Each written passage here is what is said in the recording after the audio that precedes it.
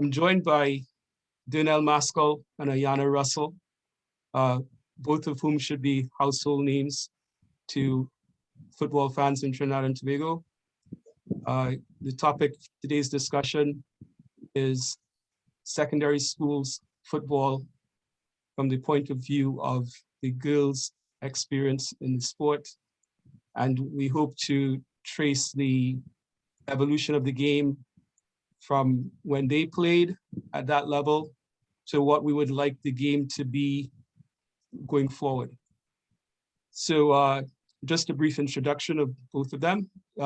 Both have experience playing at the collegiate level in the US.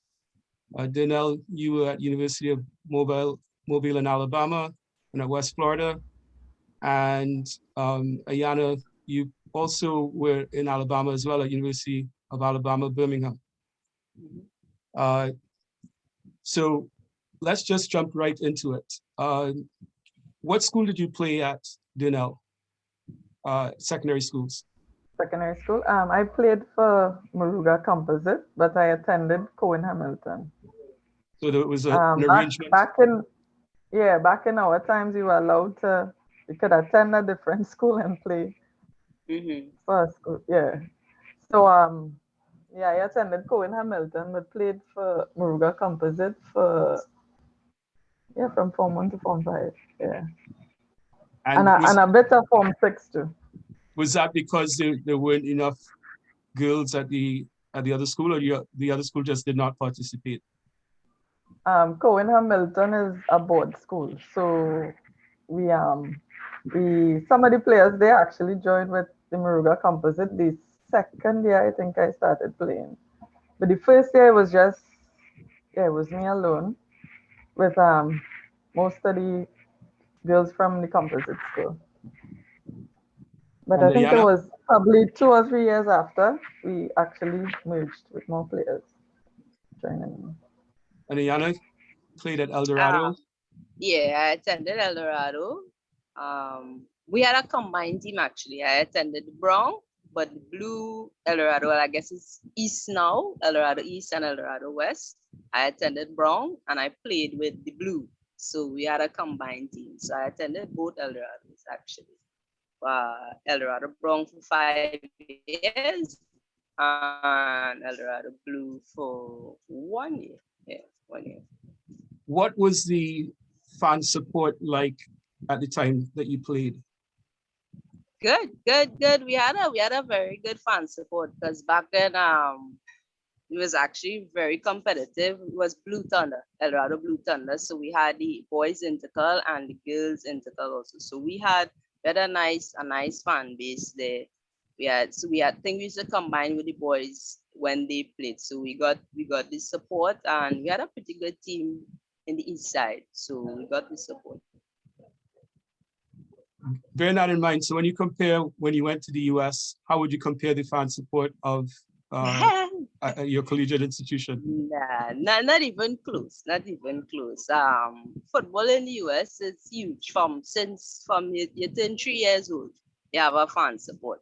So definitely, even though we had a good support in El Dorado and the secondary school league back then, it's still not in comparison with the collegiate league in the US. And you, Dernelle? Dernelle, can you hear me?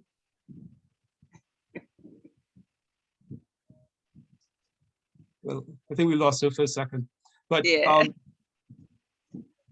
So we're speaking about the fan support, and you're saying that there's a big gap in the fan support. But what about the? Yeah, and I think over the years too. I mean, I coached with St. Augustine. That was 2016. We had a decent fan support, and compared to back when I played. But I think, as I mentioned in the US, sometime you turn 3 years, you're kicking a ball. So you have that support from the parents. It really not comparable. Trust me, it's really different out there. So Dernelle, what's your experience with? I guess we lost her again. So let's go to the organizational side of the SSFL at the time that you played. What was that experience like? What sort of things did you find to be very functional, and what things do you think when comparatively could have been improved? From the organizational part of it, I think well, as I say, from then to now, I think it's gotten progressively worse. Don't want to put it like that, but I think in terms of the game management, in terms of the Tobago games, sometimes you can get flights to go to Tobago for games. It just across the board. Back then I think it was better. East Zone, like our biggest competitor, I think, was George's. We had Arima Compre. Now it kind of have like two teams coming from the east. So I think from that perspective, in terms of the game management, in terms of the coverage, the guys would get sports marks. You don't even have that for the girls. I think this year they wanted to bring that out, but it had, well, with COVID and everything. But you can have a girls league and no coverage at all. So all that comes with the fan support. If you don't have the coverage and people don't even know when are the games, like people knew of our games because we would advertise it. You don't have that for the girls game like you have it with the boys game. Dernelle, what should be the objective or the ambition of the SSFL from the point of view of girls? Like, what role should it be playing, if any, in development of female players? At that age, I think most of the girls still don't know that you could have a full career from playing football. We still sort of in denial in that aspect, as in we just play for fun or play because the guy's doing it. But now we have exemplars, so it should be easy to know that, hey, you could have a full-on career from this football thing. So it's not just a fun or something to do or like co-curricular activity in school. You can have a full career, and I think, yeah. I've heard you say that Tasha St. Louis was one of your exemplars. You went to a game and you saw her playing and it resonated with you. What was it about that moment that resonated? I think it was my first time at the national team. I think it was in Lagos at the time. And they were just off the U19 tournament. They were playing against Elcock, and it was actually Tasha St. Louis and Lisa Joe. Okay. Because Tasha is very technical. Very, very technical, very skillful. I think we have yet to produce another player as a Tasha St. Louis at around, let me say, 1921, around that age. Completely. So just everything, the entire package with Tasha. She had speed back then. Right. So I don't know. So because the real critical thing as well is, did we produce her, or how do you think that players like both of you and your colleagues on the national team, how would you guys have emerged? I know the narrative of some of the coaches that you've worked with, etc. But if we're talking about packaging holistically a generation of players to replace both of you and the rest of your colleagues, it would seem that we've failed. All our stories are very similar. Who started playing with boys and started playing fairly late, like around 14, 15, which is in secondary school. So then Jamal and they kind of had to fast forward. We practically lived together for that 4-year period before the big game. So it took a lot. So I say if we were to start a lot earlier, way earlier, like in primary school, where kids are now learning to in primary school they do they play? Yeah, they play. Yeah, they do. But not the level they should be playing. It's still just a fun or curricular activity for school and throw a ball out. So if we were to do exactly what we did in secondary school in our time, if we do that in primary school, I think we'll have a lot more results. So you wouldn't So, have this generation that plays well and then after that nothing to come after. so essentially, it seems like you're saying there should be a continuum between primary school and Definitely. secondary school, some sort of systematic thing. But if Yeah. both the SSFL and the primary school organizations are two distinct entities, so what is the role of your generation in impacting that? Like, how can that be resolved? Because obviously Well, there needs to be a structural adjustment. Mhm. first we need some scaffolding between there. We need to have some steps, some progression from primary to secondary. And now if you look at this batch, like our batch, um, Marlon is now the TD in Anguilla. Is it Anguilla? Yeah. Anguilla. Yeah. Ayanna is a fitness coach. I'm still coaching. We have a few others still in the football arena. So our knowledge should be wealth. So put us in positions where we could share our stories and expertise because we are all qualified. So Yeah. one of And the, go ahead, go ahead. well, and I mean, we have the story firsthand. Yeah, so Yeah. We lived it, we walked it, we talked it. It's So it's easy. just one a of the matter unique of sharing. Yeah, go- relate. one of the unique things that I noticed here is that all three of you, as you mentioned, uh, Akila, you are all essentially based in Trinidad and Tobago. Whereas like a lot of times on the boys' side, there's a loss of personnel, let's say, right? There's brain drain. So the fact that you are on the island, in country, should make a difference in terms of weighing in. Um, when is the last time you've seen a girls match at SSFL level? Probably Um, Ayanna's championship game.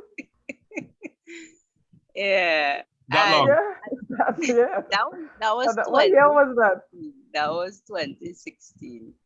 And as I Yeah. say, I don't want to bash the quality, but like when I got into coaching, St. Augustine, and I had one of the better squads. And to me, it was frustrating to see the level of some of the players who were actually national players also. I talking from a tactical standpoint, from a technical standpoint. Like I remember us when we were in secondary school football, like the quality of the league was 10 times different. You can't have 5 players or 4 players out of 11, 18 players who actually have an understanding of the game technically and tactically. Like that's unheard of. Then our youth program on the national side will always be weak because the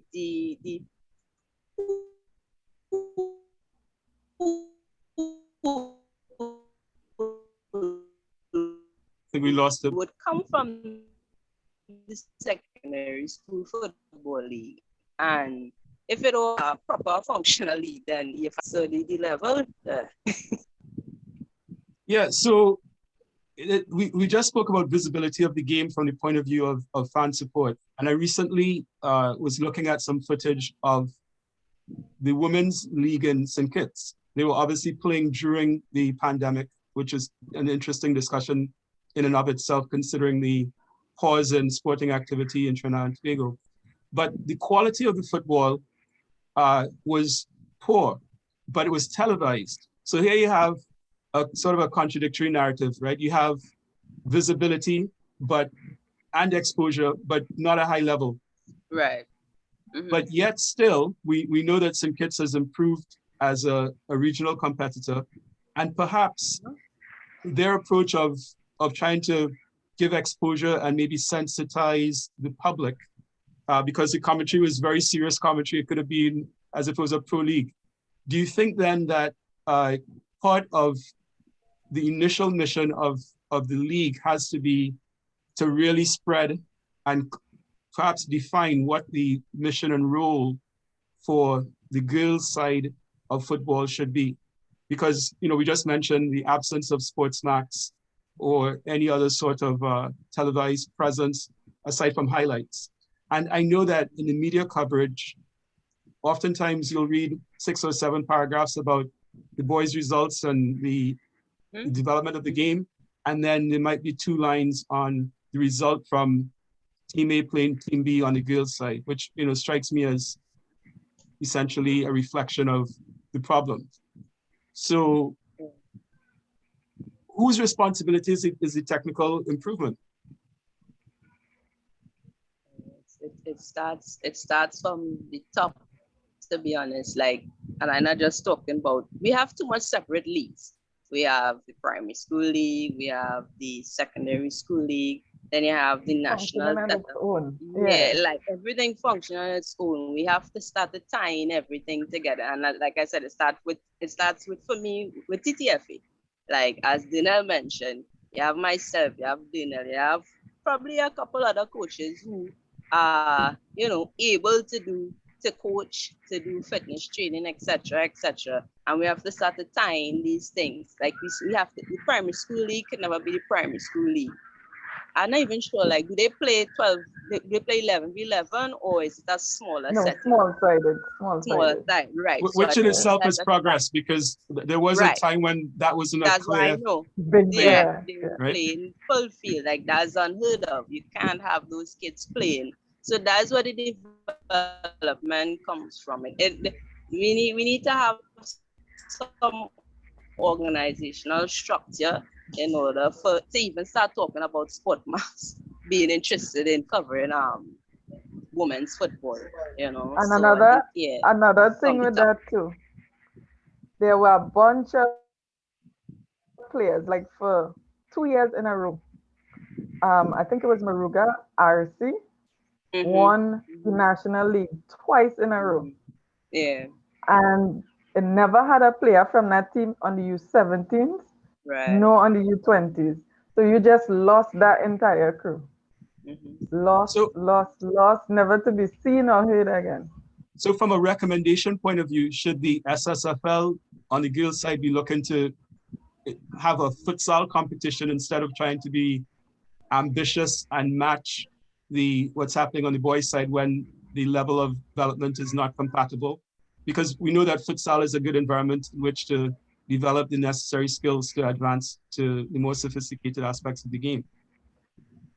I mean, that could be another way to go around just getting girls involved, but not taking away. I wouldn't take away the 11v11 side. Yeah, that version of the game.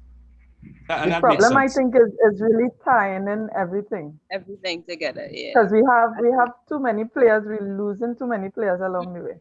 Too many. And our pool at the senior level is then just a handful. So because we're finding talent at the primary level, lost in them completely. And then secondary school now you have to rebuild. And you're coming out to put a 14-year-old to play U17s with teams with girls who already played U10s and went straight up. So we always have to start again at every level. Every level, yeah. And not just that, the information that's been given to the players at that level, like some of this stuff is completely new. Like I can't be talking to a 15 and 16-year-old and they don't understand where they should be when the ball is here. When that is like coaching in the US also. You start teaching that even earlier. There are certain tactical parts of the game you start teaching earlier. Just have to know how to introduce it. So I think it as as Dernelle and I was saying, you have to have some sort of timing. One entity cannot function on its own. You have to start the time secondary, primary, grassroots, national. So, and it's the secondary school league is a very important league for in order to produce national players. Absolutely, because then you'd have a big gap, and then you'd probably have a gap after secondary schools league to the national team as well. Yeah. And bearing in mind that there's also a problem between the age groups teams, not just the under 15, under 17. We technically do not have a under 23 team that is functional or consistent. So Nope. there are a lot of gaps along the way. Yeah, and I know we're not talking about Pro League, but Right. when you talk about the quality, the on the boy side of things, they have a youth Pro League. So you find that the under 15 boys game in the SSFL would still have some quality, because when you look at the July August period, they are playing the youth Pro League. But what are the females doing? They go to Wolf, and that's a different topic. So Right. I think, like I said, we have to tie in all. So you were referring earlier to you made a reference to tactical stuff. And Dernelle, I heard you say that you were accustomed to coaches telling you what not to do. And then upon the arrival of the Italian duo to the national team, you mentioned that you were told what to do. That struck me as a very profound comment. You care to expand on that? Sorry, Haven't, can I hear you?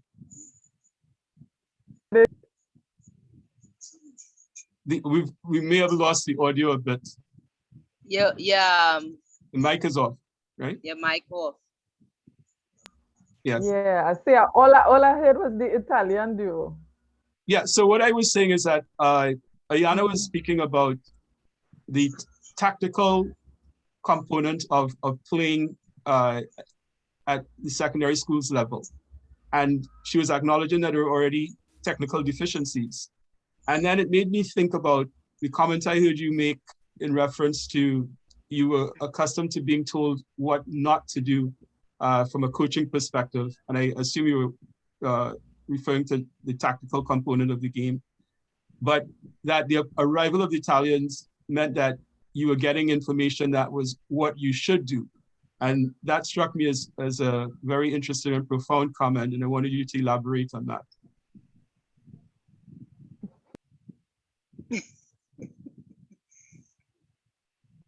Go Brave.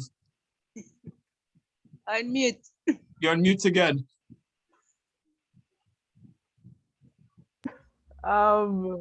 Yeah, that's just something I usually say when coaches who are not as competent.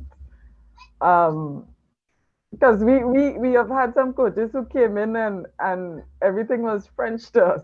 But when you grow up with Jamal Shabazz, who is one of the most tactical coaches, his mind, he's genius. So another coach to come and amount to that, it will always have some little issues. So that's where that saying came from.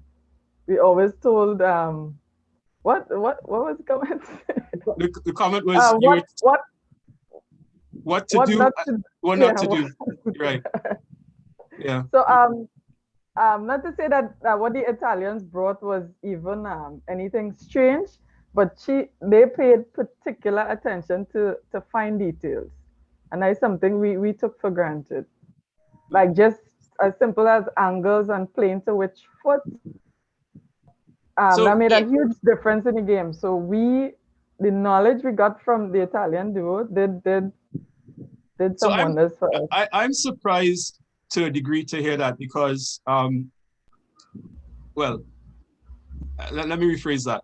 Yeah, I'm surprised in part, but I am I'm not surprised from another perspective. And when I observe football generally, in terms of the local variant, obviously we do some of the very fundamental things very well. But what you're talking about is something that, from a Trinidad and Tobago perspective, might be viewed as a nuance, but in the context of, what I've seen in many other locations, these are just fundamental, basic things that should be incorporated into everyday preparation.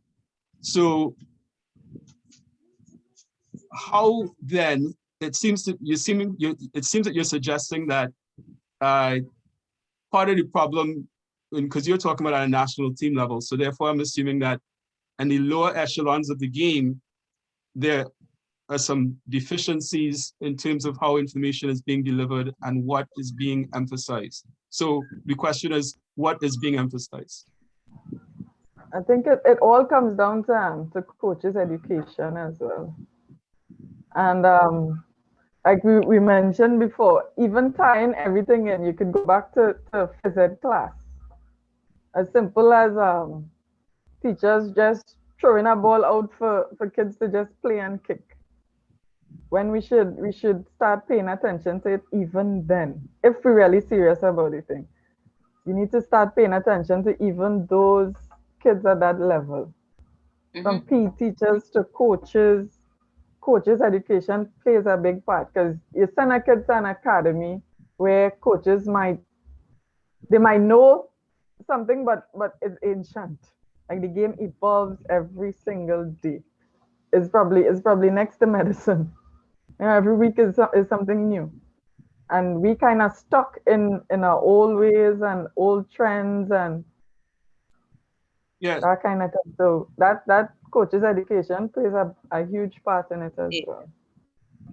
but you know, in many different countries have different approaches. You're talking about the schools football as a vehicle for improvement and for basically teaching the game because that's what coaches do. In some countries, coaches are certified through government agencies. I know that over time, FIFA has attempted to take ownership of that. But in some countries, like in Spain, where there's a process that you have to have the royal decree of the government to say that I am certified to do X, Y, and Z. And they did that because the ministries that were in charge of physical education and so on, they wanted to make sure that the coaches were accredited at a level that would be able to deliver information in a school type environment. Whereas in our format, it's a much looser type of arrangement. And the delivery of the education is sporadic and a little bit shorter and so on. So basically, we're talking about a culture shift. What shifts the culture? When you were playing, were you watching video images of women as examples, or were you watching images of men as examples? Honestly, at that age, I had an older brother, so it was him and I right through. So he played. I never even knew girls played football. So I just wanted to emulate him, and that was my story. Because So I didn't have a clue at that age that women actually played football. I did track. Track was right. my sport. So the So common then trend for all of you, was that you had either playing experiences with boys or Yeah. exposure to boys and men, and that's how you improved. But if we Yeah. were to go back to that as a model to have like a fast track improvement possibility for this generation, you kind of sacrifice the space that girls and women's football has created. So how can that my be resolved? my my thing is back then we didn't have exemplars, but now we We do. took a Yep. huge step. The entire world know what we could do, what we're capable of doing, the possibilities, the potential of where we could go. We have exemplars now, so it should be much easier. If you just place the exemplars in places where we could function and build the game, Make a then difference. it's way easier. It's way easier. Because it took us, let's say, 4+ years to get where we are today. Everyone has a degree who's doing what? TD coaching everybody. We're certified and competent. So just put us in places where we could grow the game. It's So simple. give me We got to here and we didn't have exemplars. So so give now me give me one or two concrete recommendations that you would make to the SSFL decision makers. first and foremost, everything needs to be tied in. Can't be Yeah. one entity at primary school, one at secondary school. So the powers that be sit down and scaffold something We Yeah, have, let me just get it flowing. And Ayanna? it can't be, yeah, it can't be just the SSFL. It will never work. Then we go back to the same rotation, same recycling of players who don't have the knowledge, who have the information. So for far, I'm not That's sure first and who foremost. would be in charge of that, but I think we definitely have to start at the primary school level. And as Dernelle said, coaching education is huge because you can't start at the primary school level and just give them a ball to go and kick. You have to be able to teach him motor skills. Like at that level, he can't start doing certain tactical work. You have to be creative about it. So as she said, can't be just the SSFL. So that question is a broader spectrum of things. There's more people have to come into play, not just SSFL. So I want to talk about the loss of players, because we're already talking about very few players. Obviously, one trend has been to source players from outside of the country, people with Trinidadian parents, etc. But we often seem to not track players that have gone off to college. Obviously, when you guys went, there was a measure of knowing where you were, because you were tied into Jamal Shabazz, etc., who would know, what you were doing. But today it seems that there are fewer players abroad, but even the ones that are outside, they seem to have disappeared after, arrival. What is that, because they don't have the level to come into the national team, or what's the issue there? Aside I don't think girls in even the mess footballing right now, I don't think they really want to be a part of it. There's nothing to be proud about right now. And that is a fact. Football right now in Trinidad is nothing to be proud about. So if you could go away, football took you this far, you have a scholarship, and you're there where people appreciate you, there's where you're going to stay. And from experience, I could tell you, I left my national championship game semifinals, to go play a national team game.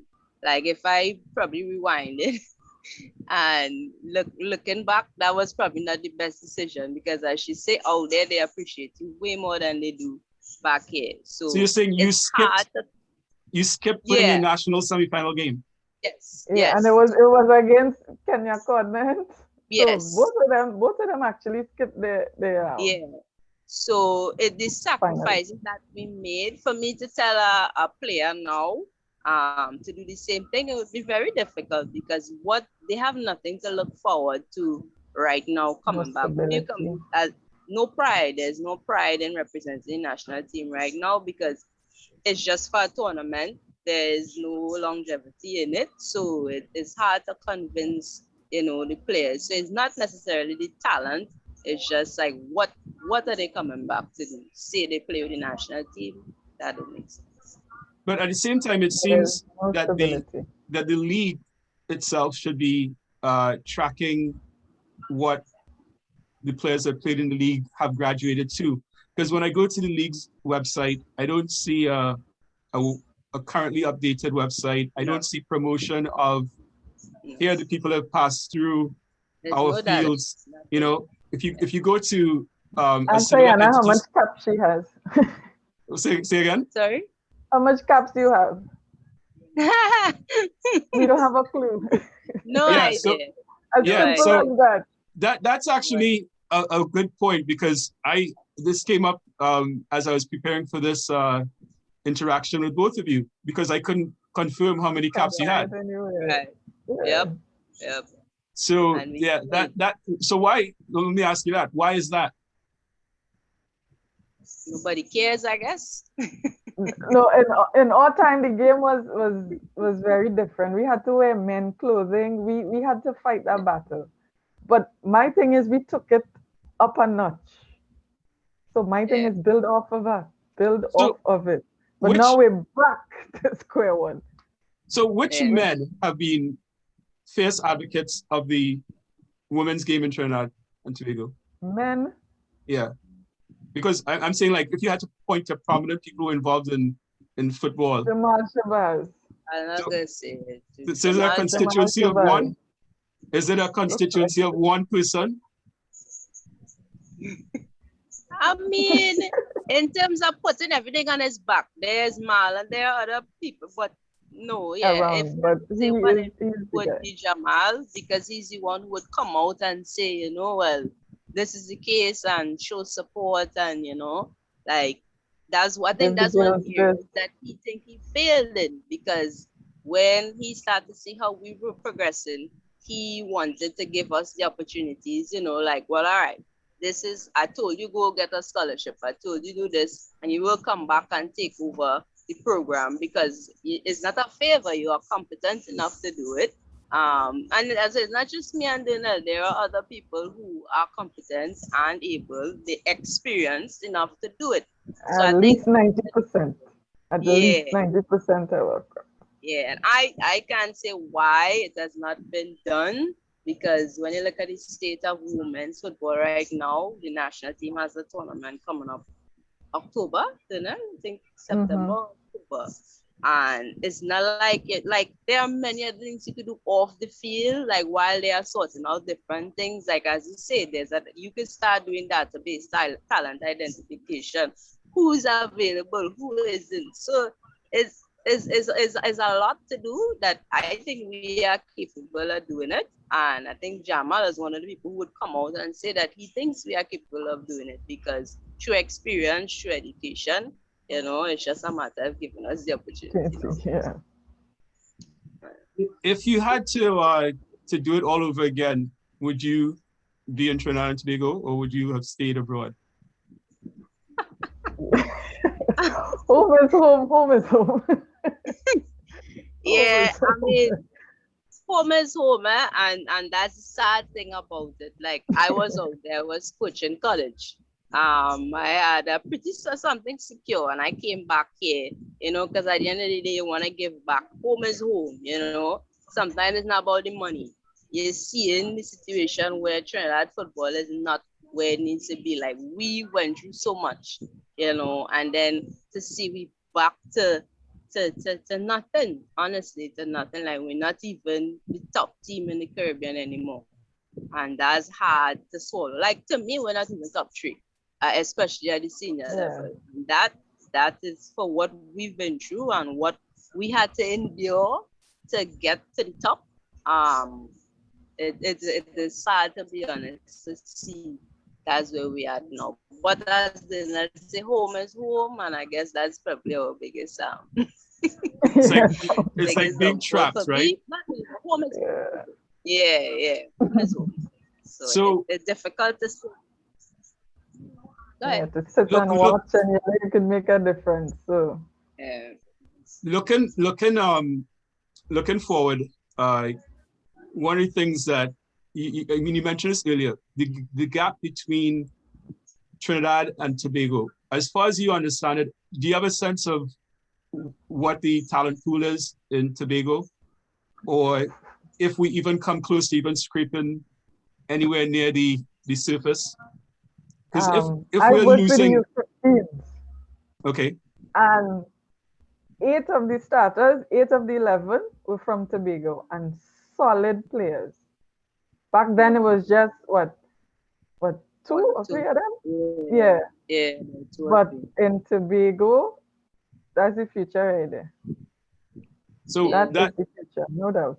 so that's interesting because there's a huge disconnect then between the infrastructural and logistical issues between both islands, but you're saying there's a wealth of talent there, and it's like a developmental problem in Trinidad, but they have somehow produced and are developing players. So they also have their own issues, as Ayanna mentioned, with getting to Tobago, getting from Tobago, and so on.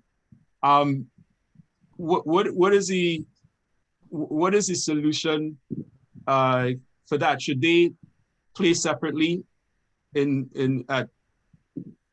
then at a later level come and merge, or should we should be just trying to improve it because it is a historical problem? I mean, if we're not tracking what's happening in Tobago, we can't be tracking what's happening outside of the country. So clearly we have to fix that. Yeah, I think while we've been talking about tying and everything, I wouldn't say, let them train on a separate basis. I think maybe that's where we go back to coaching education. If you have somebody competent to keep the players during the week and on weekends, or maybe once a month or so, we bring the group together, Tobago, Trinidad, or whatever. But we go back to coaching education. If there's somebody competent there that could do the job, why do you have to bring the players to Trinidad? And they've already been producing a good developmental players. I think Signal Hill is one of the better schools in the secondary school football league, right? Definitely. Yeah. So for me, it's not really about separating thing. It's about tying in everything. You have coaches capable of doing it in Tobago. But we have to be all on the same page about what we are teaching the kids. So they do what they have to do there, we do what we have to do here, and then we bring it all together, maybe like once a month or so if we have the funding even more times.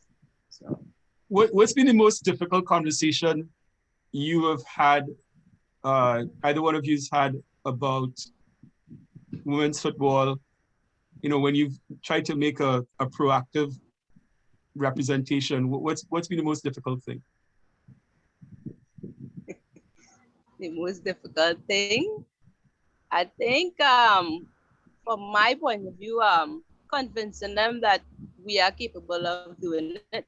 You would spend millions of dollars to bring in a coach, right? I'm not saying that we don't need the guidance. I think that's, for me, one of the most difficult conversations to have across the board over the years. They're not thinking that we have enough capable people in Trinidad and Tobago who are able to, do the job of foreign coach per se. I think it's important to have mentors. I think if they could bring mentors here to, just guide us, not take away the full culture. So I think for me, that's one of the hardest topics. They are not convinced that, we are capable and competent to do what is needed to be done. Dernelle? Yeah, I have to agree with Ayanna, because what we need right now are exemplars and people who could tell the story firsthand. The kind of mess the women's game in, you don't just need physical, tactical, technical, it's way beyond that. Yeah. You need to convince the girls now that you could play, you could represent your country. It's something to be, it's an honor to represent your country. You need to put some pride on the flag again. Because as of now, girls aren't even interested in playing. Actually, you don't need coaches who are overly, with all the credit, we really don't need all of that right now. We need You just need commitment. We need somebody who could light that fire again under the girls. And who better than the people they know, the people they see every day.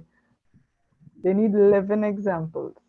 Does the SSFL, Ayanna, have like licensure requirements for coaching, or is it an open field?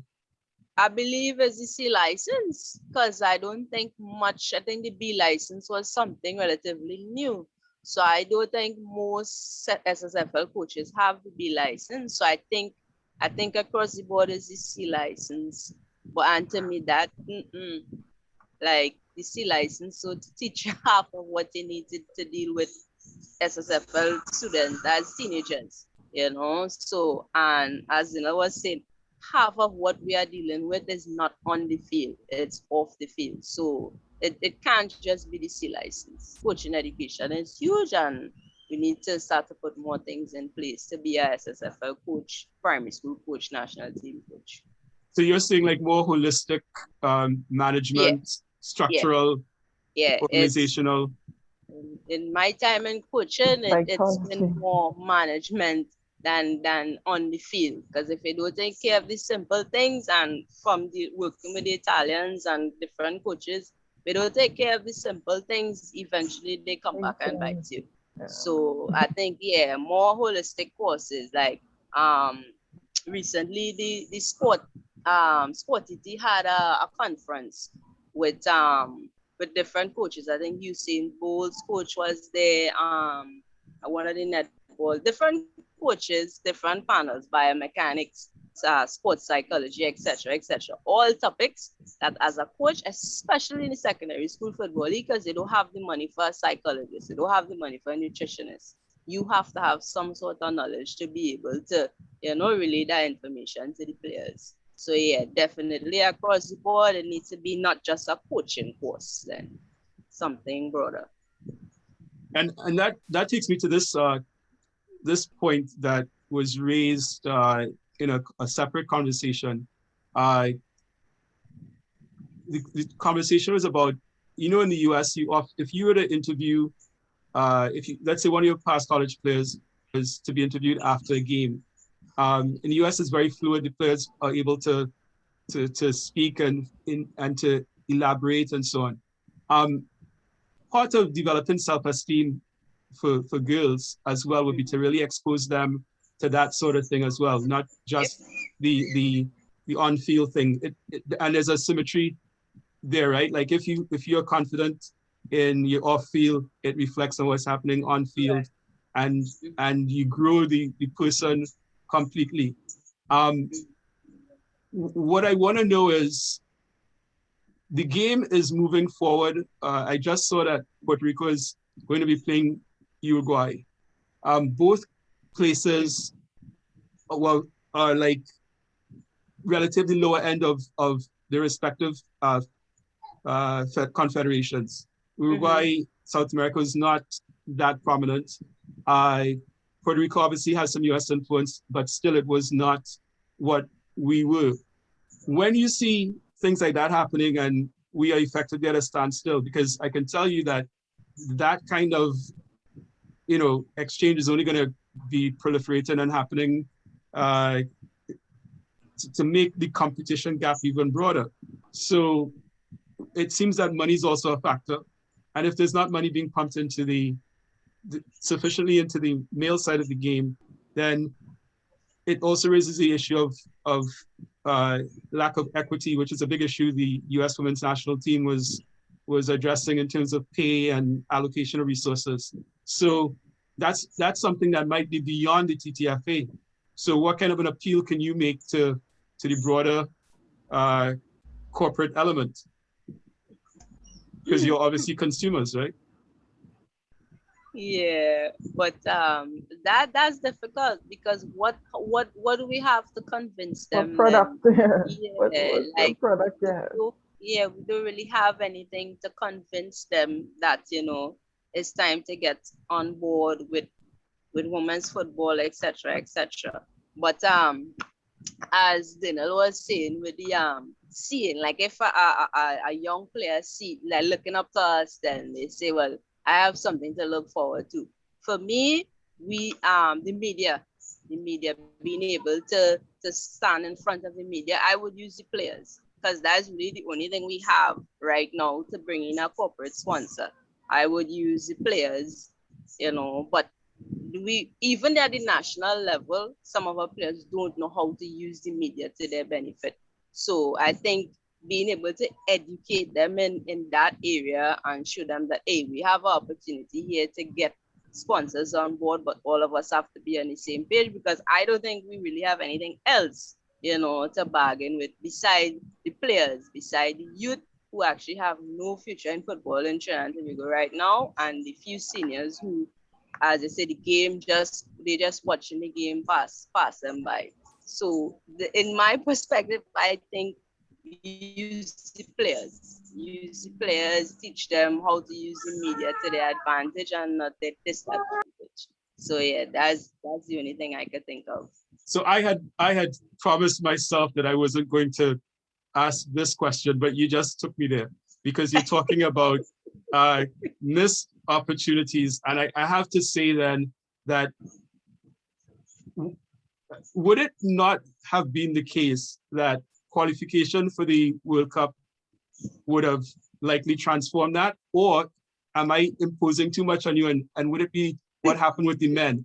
Qualification for 2006 and then a deep dip after that, right? I want to think that qualification for 2015 might have transformed corporate involvement, transformed the women's game. You know, I know I was in Ecuador and I was sitting there and I was thinking, wow, you know, get this draw and get to Port of Spain and the sky's the limit. And wow, 2017 is going to look wonderful. 2018 is going to look wonderful. But is that an unfair imposition on the women's game? Because it should have been enough.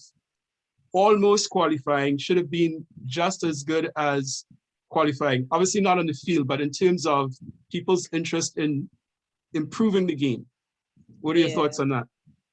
Maybe if there was a real plan in place for, as I say, using the players, using the same players from that campaign, putting them in positions where, you know, they start young girls start seeing, hey, this is something that I could pursue. So yeah, if there was a real plan in place for us, Dernelle, myself, and many others, you know, to use the hype then, you know, to start marketing it properly, then maybe almost qualifying would have been something we could jump off of and say, well, all right, here we have an opportunity to use this, you know, to start bringing corporate Trinidad on board and whoever is on board. But we didn't do that. We didn't do that, you know, it happened and then that was it. We slowly just started going down. So yeah. So one of my personal mantras has been to use video footage of women playing when teaching girls the game. I know that there's been benefits for you guys with playing with boys and playing with men, but it's really complicated when you're coaching women and girls because the formation, the psychology is different. The game is the same, but there's some other considerations. And it just struck me that, you know, when you're trying to present some technical information, I found that some players were like, well, it's a boy. Right. And therefore that's why he can do that, right? Yeah. So that showing women at their pinnacle and girls at their pinnacle, then they start saying, I can relate to this information. It is something that I can do. Yeah, definitely. In the States, I coach a club team, and one of the reasons they hired me was just to show the females that, hey, if there's a female doing it, because that was one of the points he made. He's like, they see me doing it, and they're like, well, you're a boy. But then they see you doing it, and they're like, all right, well, I could actually do this to have something to look forward to. So yeah, definitely. If they see somebody like them, a face like them, a familiar face with a similar path, absolutely. So as we get ready to close, what has been left unsaid? What we know that next week the SSFL is transitioning into new leadership.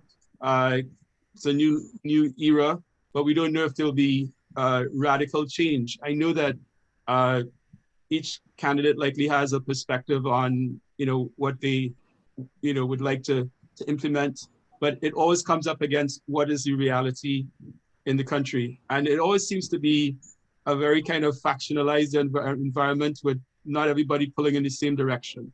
So is that also the case among the women's cohort of, I know you guys as players, you have your mini union, but what is the larger sense? Is everybody pulling on the same page among the women? No. I wish we could say yes.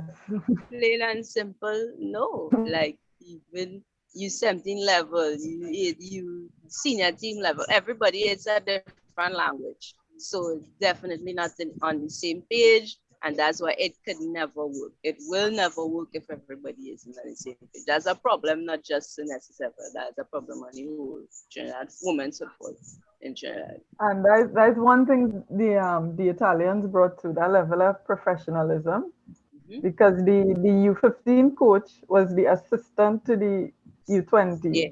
Yep. And then the U20 head coach was the assistant to the seniors. Uh-huh. So we always had the same mentality throughout the entire program. Yep.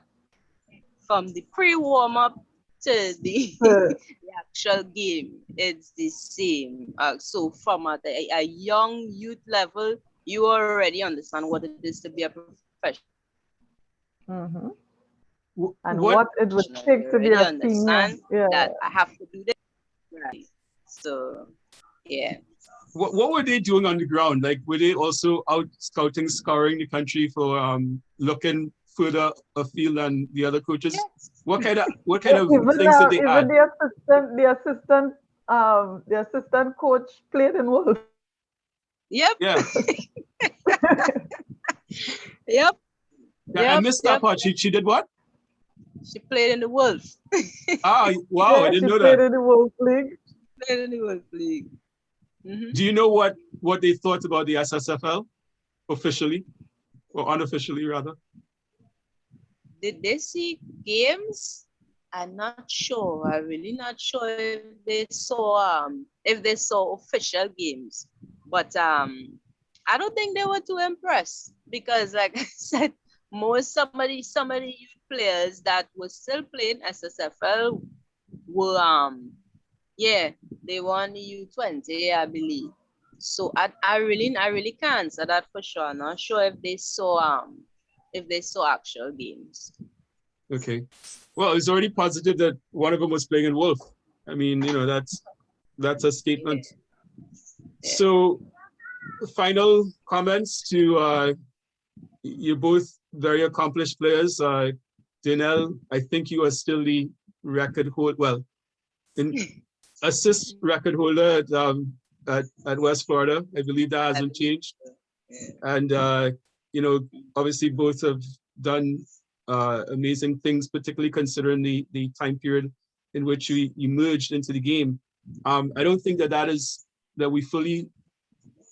don't think it's fully appreciated across the length and breadth of the country. What you guys, where you started, what you accomplished, and the hurdles that were part of the entire process. Seems to me that one of the reasons this conversation was important was that there's a risk of you guys being the last generation before whenever another generation consistently pops up that was a generation native to the islands, right? Because I know we've brought players in and we've tried to blend teams and so on, but you guys are really the ones that have to take the ownership and to, don't be dismayed. You have to figure out a way to plug forward and to make it happen. So that's my task that I'm assigning. But I know it's not easy. Thank you guys for lending your various comments to this segment. And the one other thing as well before I close, I do want to go back to the technical thing, because I think it's important that there be a clear delineation of what exactly are the technical things that need to be improved. It's one thing to say, yeah, we see all the technical deficiencies, and I know that there are many, but there seem to be some technical deficiencies that are characteristic of football in Trinidad and Tobago. There's certain things that we do well, and there's certain things that we don't particularly emphasize. So how can you guys weigh in on that? Like, maybe there's got to be a way of putting that information out there, right? Aside from the coaching licenses and the acquisition of that information, could informally, I don't know, one of you has an academy, or both of you have an academy? Both right now with COVID, not really active, but yeah. Lockdown, yeah. Yeah. So yeah, my hope is that we get a whole bunch of players going on college scholarships. I know they're fewer and far apart. Or really, my personal advocacy is for people entering into the professional game. I would love to see young women from Trinidad and Tobago going into the Mexican League or going into Costa Rica. I don't think we need to go necessarily to Europe in the first stage. There are other alternatives, but I've noticed that practically everybody who I've spoken about, they want to go to college, which, is fine. I understand that. But there's also an element of risk taking as necessary. Some players try to make the pro route and then you make some money, you can still go to college after. Or while you're doing it. That's the thing. We as women, we don't have a clue of where the game could take us. We don't have a clue. The regular thing is after SSFL is to go to college. Yeah. So that's just what we know. Right. So it needs to be maybe information coming in, opportunities coming in, multiple conversations, looking at new destinations, a whole range of things. So the last question, I promise this is the last question. What is the absolute significance of Yaya being in Europe? How many other people are abroad playing professionally now from the cohort of players that you guys would have played with? I think Liana is in Iceland. Iceland, right. That's about Tasha played in Sweden. Mullen played Sweden, Iceland. I think Karen was in Iceland. Kamika played Colombia. Paraguay and somewhere else. And Colombia, I believe, yeah. Yeah. Yeah. I played in Iceland. In Iceland, right? Iceland for 2 seasons. And I think Kenya before Norway was in Sweden as well for a little bit, I think. So what's happened to all that?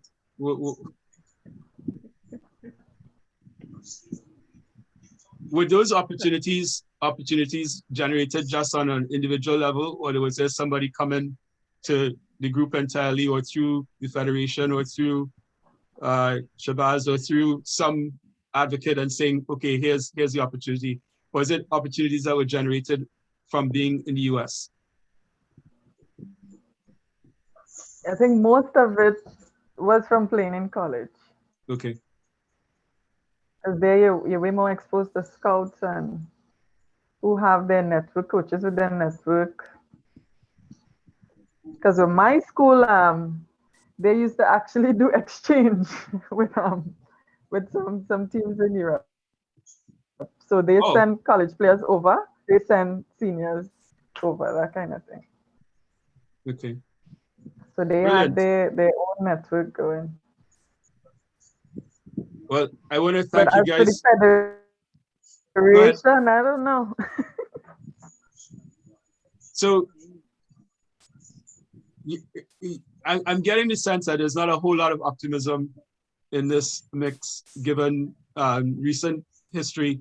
Obviously, we know that there've been a lot of highly publicized negatives around the women's team by itself, and those particular experiences. But do you have any shred of optimism now that there is a so-called normalization effort in process?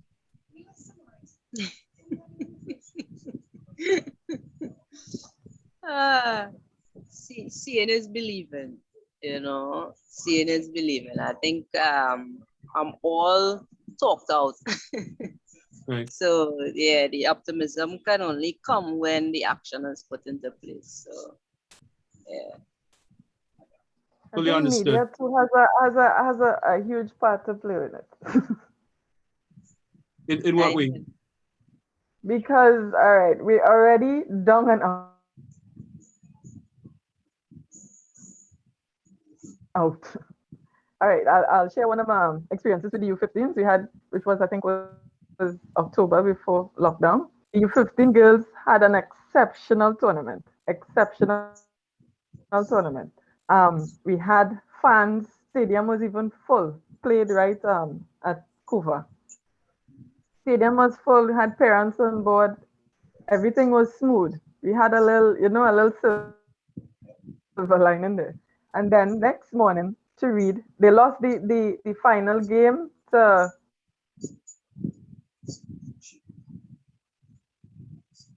Cuba, I think it was 1-0. Same U15 girls follows the trend of the men's team. You think that was a headline? That was one of the headlines. Okay. So as a U15 player, giving your all for your country, having an exceptional tournament, U15 Yeah. just started playing a few months, who can even run good. They get to that level, and then to read next morning, you follow the trend of the men's team. That's a fair follow point. the trend of the men's team.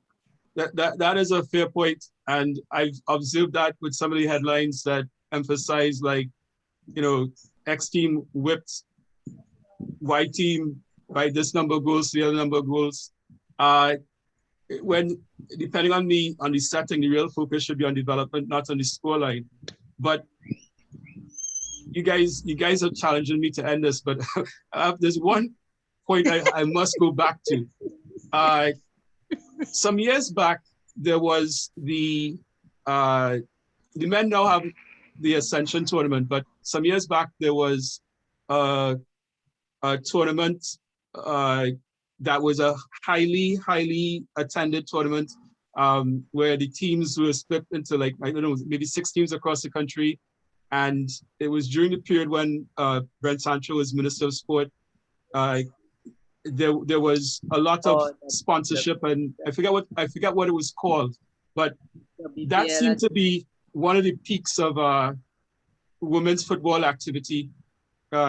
What made that different? I think it wasn't just the level. It definitely was above the world level, because we had players from all over the world. Like it was a competitive tournament then. And then I guess it was more publicized also. So a lot of people were more aware that there's a league going on, and when they came, it's like, wait, these kids could actually play football. Like, I think they were stunned then. So I think aside from the level and having players from all over the world and making it a little more competitive, I think it was the being the advertisement. Yeah, people actually knew then, because they did a lot, Prince Sancho, and then they did a lot in that area to make sure that it was advertised on radio, advertised on TV, and things like that. So the level and definitely the publicity. Did both of you play in that? They used the players. They used the players.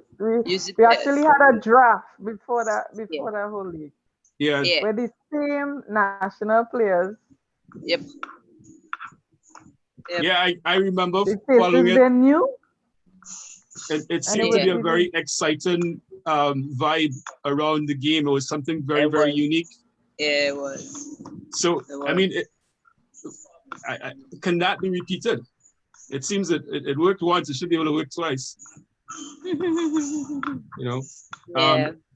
But yeah, I think that was one of the high points of football and women's side, and hopefully it attracted new people into the game. Well, it has been a very enriching conversation. I am thankful for both of you for taking the time to join us on this discussion about the nature of the women's game for girls. And, you did address the transitional issues from primary school to secondary sports. You talked about perceptional issues you raised the point that it is difficult to attract commercial interest if there is no product per se. You mentioned, who's advocated for the game, and you guys are saying essentially, we are here to offer our services in any format that is structured and progressive. And I think the biggest thing that you highlighted is that young girls themselves are frustrated and disinterested in replicating what the experiences that you guys had, primarily because the visibles currently in football are not encouraging, and some of the highlighted moments have been very, very negative. So I think you covered a lot of good ground, and I hope that it is reflected in the conversation that is held in a couple of days when we speak about the SSFL from the girls' side and some of the content that you guys raised. And I hope to see you guys on the sidelines when football is returned to normal. So thanks for participating. Thanks Thanks for having us. Our pleasure. All right, take care. You too.